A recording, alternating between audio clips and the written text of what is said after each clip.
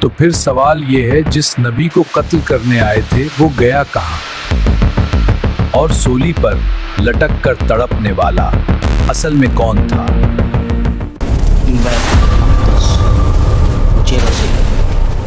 وہی شہر جہاں انبیاء کی صدائیں گونجی تھیں، جہاں سجدوں کی خوشبو تھی، جہاں اب رومن جھنڈے لہراتے تھے، بنی اسرائیل کا شہر، لیکن حکم رومن امپائر کا چلتا تھا۔ تمہیں روم کی غلامی قبول کرنی ہوگی، یہ فیصلہ حتمی ہے۔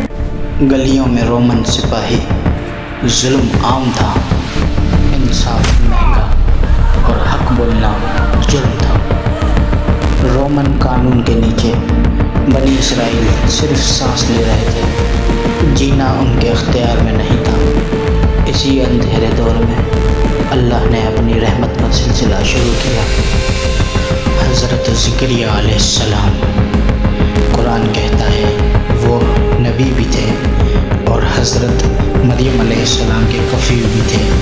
ایک دن زکریا علیہ السلام محراب میں گئے تو دیکھا مریم علیہ السلام کے پاس ایسا رزق تھا جو اس شہر کی زمین پر مل ہی نہیں سکتا تھا۔